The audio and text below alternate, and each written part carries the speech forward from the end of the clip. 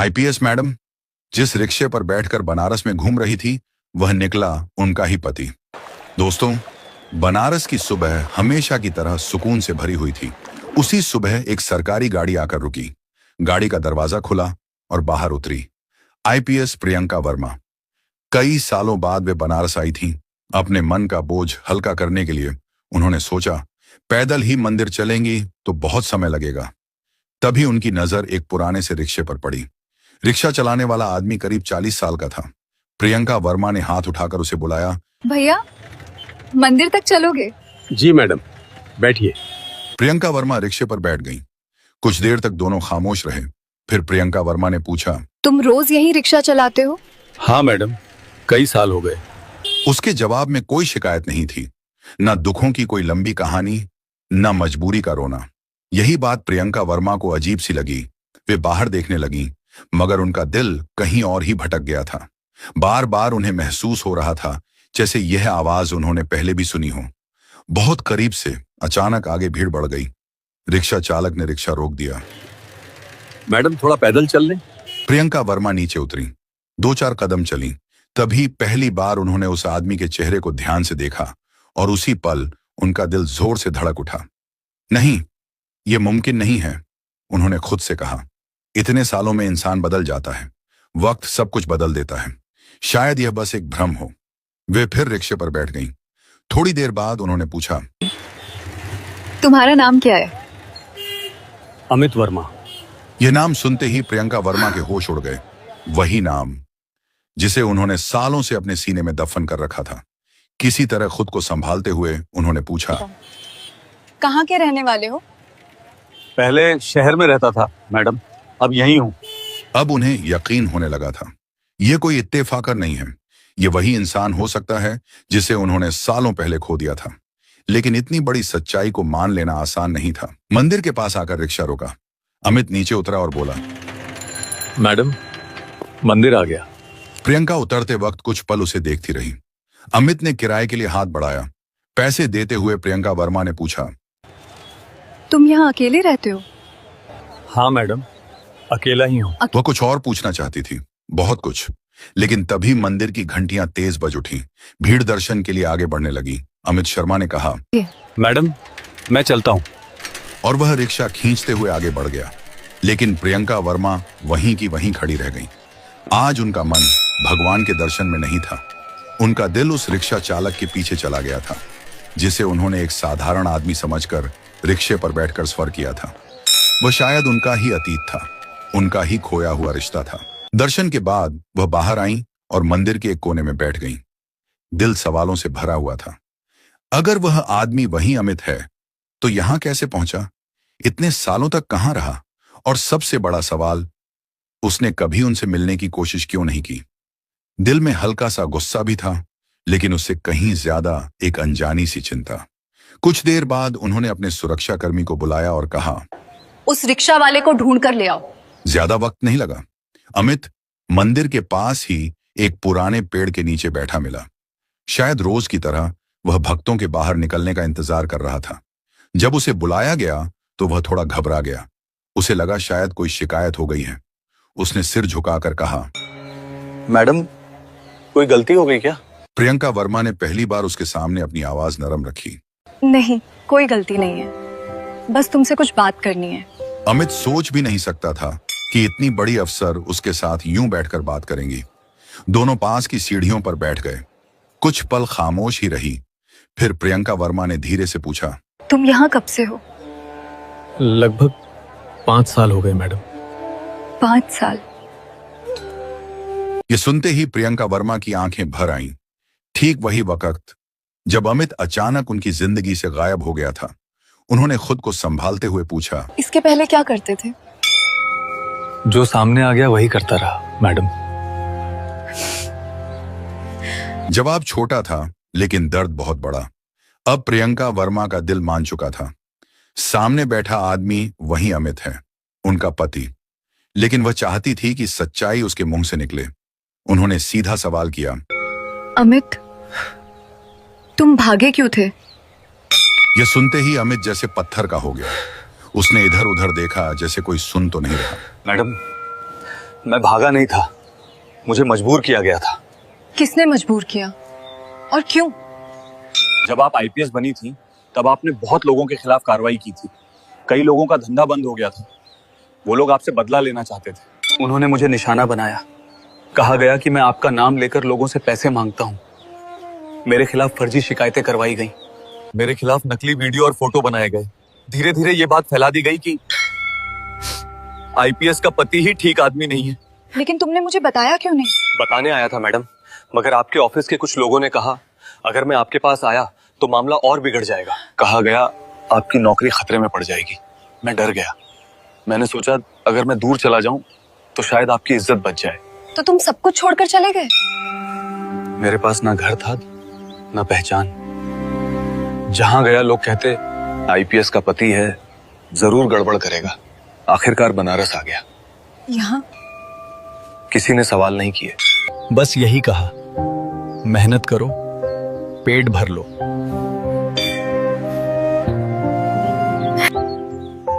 और तुमने कभी मुझसे मिलने की कोशिश नहीं की? रोज मन करता था आपसे मिलने का, लेकिन डर लगता था मैडम, कहीं मेरी वजह से आपको फिर नुकसान न हो जाए। यहाँ आकर बस भगवान के सहारे जीने लगा। अमित, तुमने बहुत बड़ा त्याग किया है, मगर अब चुप रहने का वक्त खत्म हो गया है। मैडम, मैं नहीं चाहता कि आप फिर किसी मुसीबत में पड़ें। अब मैं अकेली नहीं हूँ, और जिन लोगों ने ये सब किया है उन्हें उनकी सजा जरूर मिलेगी। अब सच्चाई बाहर आएगी।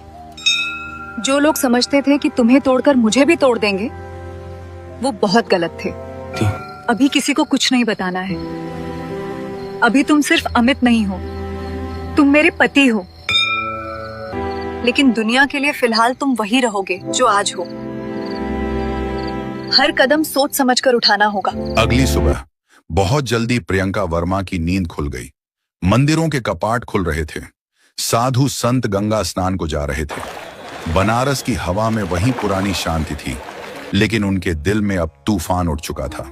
उन्होंने अपने सुरक्षा कर्मी को बुलाया और साफ निर्देश दिए, अमित को चुपचाप सरकारी गेस्ट हाउस ले आओ, बिना किसी शोर के। जब अमित गेस्ट हाउस पहुंचा तो उसका दिल तेजी से धड़क रहा था। सालों बाद किसी सरकारी इमारत में कदम रखते ही उसके पुराने जख्म जाग उठे। झूठे आरोप, बदनामी, अपमान, सब कुछ उसकी आंखों के सामने घूम गया। उसने घबराकर पूछा, मैडम, अगर किसी ने मुझे पहचान लिया तो? कोई नहीं पहचानेगा, और अगर पहचान भी लिया तो अब डरने की जरूरत नहीं है। अमित ने गहरी सांस ली और बोलना शुरू किया। सब कुछ तब बिगड़ना शुरू हुआ जब आपने उस बड़े जमीन घोटाले पे कार्रवाई की थी। कई बड़े लोग पकड़े गए थे। आपके ऑफिस के कुछ लोग अचानक बदलने लगे। उसने बताया कैसे एक दिन कुछ लोग उसके पास आए और बोले, तुम आईपीएस के पति हो, नाम बहुत काम का है, मदद करोगे तो सब ठीक रहेगा, और अगर मना किया तो नाम भी जाएगा, पहचान भी। जब मैंने मना किया उसी दिन से मेरे खिलाफ बातें फैलनी शुरू हो गईं। फिर अमित ने कहा, एक दिन मुझसे कहा गया कि आप पर ऊपर से दबाव है, अगर मैं चुपचाप दूर चला जाऊं तो सब शांत हो जाएगा। थोड़ी देर की खामोशी के बाद अमित ने एक नाम लिया, आपका पीए समीर सक्सेना। समीर सक्सेना, वही इंसान जिस पर प्रियंका वर्मा ने आंख बंद करके भरोसा किया था। प्रियंका वर्मा ने फौरन अपना लैपटॉप और फाइलें मंगवाई। पुराने मामलों को खोलकर देखने लगी। अमित जो भी बता रहा था, हर बात फाइलों से मेल खा रही थी। जिन दिनों अमित पर इल्जाम लगे थे, उन्हीं दिनों कई बड़े मामलों की जांच जानबूझकर धीमी कर दी गई थी। मैं बस यही चाहता था कि आप सुरक्षित रहें मैडम। उसी दिन प्रियंका वर्मा ने अपने सबसे भरोसेमंद अफसर को फोन किया। मुझे 5 साल पुराने कुछ केस की पूरी फाइलें चाहिए, बिना किसी को बताए। शाम होते होते वे फाइलें उनके सामने थीं। हर पन्ने के साथ सच्चाई अब और साफ होती जा रही थी। तारीखों में हेरफेर था, और सबसे चौंकाने वाली बात, कुछ अहम दस्तावेजों पर समीर सक्सेना के दस्तखत साफ नजर आ रहे थे। अब प्रियंका वर्मा को पूरा यकीन हो चुका था। यह कोई छोटी चाल नहीं थी, ये एक गहरी सोची समझी साजिश थी।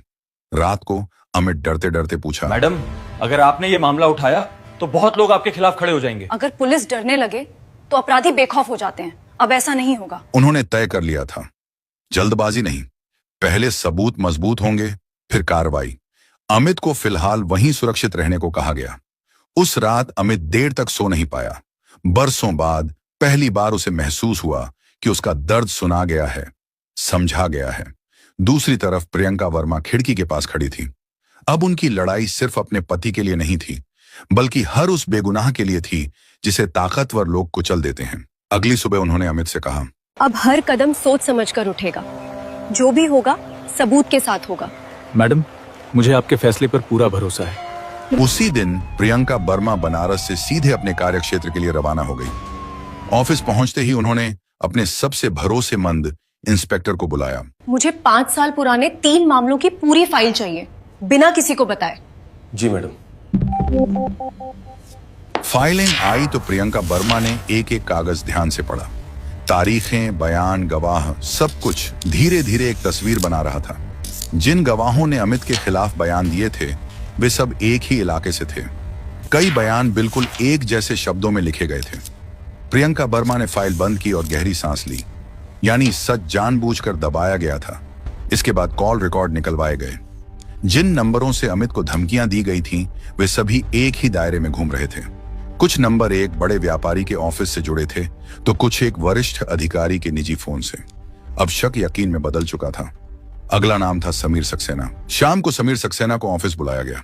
वह अंदर आया तो चेहरे पर बनावटी मुस्कान थी। मैडम, आपने याद किया? हाँ, बैठो। समीर सक्सेना, 5 साल पहले अमित वर्मा के खिलाफ जो शिकायतें आई थी उनमें तुम्हारी क्या भूमिका थी? समीर ने बचाव की कोशिश की। मैडम, मैं तो सिर्फ आदेश मान रहा था। प्रियंका वर्मा ने तुरंत पूछा, किसके आदेश? ऊपर से दबाव था मैडम। ऊपर कौन? प्रियंका वर्मा की आवाज में सख्ती उतर आई। समीर चुप रहा। प्रियंका वर्मा ने साफ शब्दों में कहा, अगर सच नहीं बताया तो यही खामोशी तुम्हें जेल पहुंचा देगी। कुछ पल बाद समीर टूट गया। मैडम, बड़े लोग थे, एक वरिष्ठ अधिकारी और एक बड़ा व्यापारी। उसने निगाहें झुका ली। उन्होंने कहा था, अगर अमित वर्मा हट जाएगा तो आप कमजोर पड़ जाएंगी। इतना सुनते ही प्रियंका वर्मा ने बिना एक पल गंवाए आदेश दिया, समीर सक्सेना को तुरंत निलंबित किया जाए और हिरासत में लिया जाए। अगले 2 दिनों में जांच और तेज हो गई। व्यापारी महेश अग्रवाल के ठिकानों पर छापे पड़े। नकद पैसा, फर्जी कागजात और रिश्वत के ठोस सबूत मिले। महेश अग्रवाल को हिरासत में ले लिया गया। फिर नंबर आया वरिष्ठ अधिकारी विनोद मल्होत्रा का। विनोद मल्होत्रा ने बचने की बहुत कोशिश की, फोन के दबाव डलवाया, लेकिन इस बार प्रियंका वर्मा पीछे हटने वाली नहीं थी। सबूत इतने मजबूत थे कि अब बचने का कोई रास्ता नहीं बचा था। विनोद मल्होत्रा को भी निलंबित कर गिरफ्तार कर लिया गया। जब यह खबर अमित तक पहुंची तो वह देर तक खामोश बैठा रहा, जैसे यकीन ही ना हो रहा हो। फिर उसने पूछा, मैडम, क्या सच में ये सब हो रहा है? हाँ अमित, अब सच सामने आ रहा है। जांच जैसे जैसे आगे बढ़ी वैसे वैसे और चेहरे सामने आने लगे। प्रियंका वर्मा ने एक पूरी सूची तैयार की। जो भी इस खेल में शामिल है, कोई भी बचने वाला नहीं है। इस दौरान अमित को पूरी सुरक्षा में रखा गया। एक दिन प्रियंका वर्मा ने उससे कहा, अब तुम्हें कहीं छुपने की जरूरत नहीं है। अब वक्त आ गया है कि तुम मेरे साथ घर चलो। लोग क्या कहेंगे? लोग बहुत कुछ कह चुके हैं, अब सच्चाई बोलेगी। अगले ही दिन प्रियंका वर्मा ने ऑफिस में एक लंबी मीटिंग बुलाई। उस कमरे में वही अफसर बैठे थे जिन पर उन्हें पूरा भरोसा था। उन्होंने गंभीर आवाज में कहा, ये मामला सिर्फ मेरे पति का नहीं है, ये उस सिस्टम की सच्चाई है जहां ताकतवर लोग अपने फायदे के लिए किसी भी बेगुनाह को कुचल देते हैं। आज अगर अमित वर्मा को इंसाफ नहीं मिला तो कल कोई और अमित होगा। अब साजिश की हर परत खुल चुकी थी। इसके बाद बारी आई बड़े व्यापारी महेश अग्रवाल की। जब उसे आमने सामने बैठाकर पूछताछ की गई तो पहले वह अकड़ दिखाने लगा। मैं शहर का इज्जतदार आदमी हूं, आप लोग मेरा कुछ नहीं बिगाड़ सकते। इज्जत झूठ से नहीं चलती, इज्जत सच से चलती है। जब उसके सामने बैंक खातों की डिटेल, कॉल रिकॉर्ड और फर्जी लेन देन के सबूत रखे गए तो उसकी आवाज खुद ब खुद धीमी पड़ गई। आखिरकार उसने सिर झुका लिया। हाँ, मैंने पैसे दिए थे। आपकी सख्ती से मेरा धंधा बंद हो रहा था। मुझे लगा अगर आपके पति पर इल्जाम लग जाएगा तो आप कमजोर पड़ जाएंगी। अब सबसे बड़ा नाम बाकी था, विनोद मल्होत्रा। जब विनोद मल्होत्रा को पूछताछ के लिए बुलाया गया तो उसने घमंड से कहा, प्रियंका, तुम भूल रही हो कि तुम किससे बात कर रही हो। और आप भूल रहे हैं कि आप कानून से ऊपर नहीं हैं। उसके खिलाफ सबूत इतने पुख्ता थे कि बचने का कोई रास्ता नहीं बचा। जैसे जैसे यह खबरें बाहर आईं, पूरे शहर में हलचल मच गई। अरे वही अमित वर्मा निर्दोष निकला। देखो सच कितने सालों बाद सामने आया। एक दिन अमित ने प्रियंका वर्मा से कहा, मैडम, मैं नहीं चाहता था कि किसी को मेरी वजह से सजा मिले। अमित, सजा तुम्हारी वजह से नहीं मिल रही है, सजा उनके गुनाहों की वजह से मिल रही है। और उसी पल अमित को पहली बार महसूस हुआ, सच चाहे देर से आए, लेकिन जब आता है तो इंसाफ भी साथ लाता है। दोस्तों, इसके बाद अदालत में इंसाफ की असली जंग शुरू हुई। एक एक गवाह पेश हुआ, एक एक सबूत सामने रखा गया।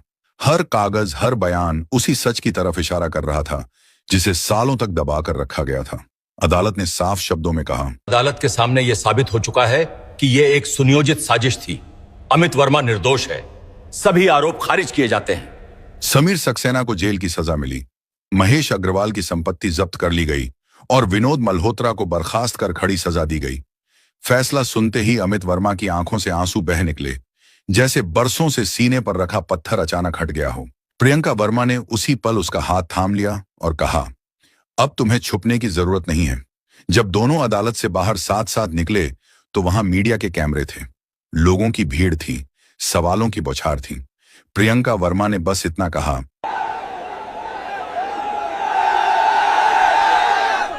आज ये एटकिंस इंसाफ जीता है। उसी दिन प्रियंका वर्मा अपने पति अमित को अपने सरकारी आवास पर ले आई। गेट पर खड़े संतरी ने सैल्यूट किया। यह वही जगह थी जिसे वह कभी बिना कुछ कहे छोड़कर चला गया था। प्रियंका वर्मा ने उसका हाथ कसकर पकड़ा। अब ये घर तुम्हारा भी है, डरने की कोई जरूरत नहीं। इस कहानी का अंत एक सुकून भरे यकीन के साथ हुआ कि सच को दबाया जा सकता है, झुकाया जा सकता है, मगर कभी खत्म नहीं किया जा सकता।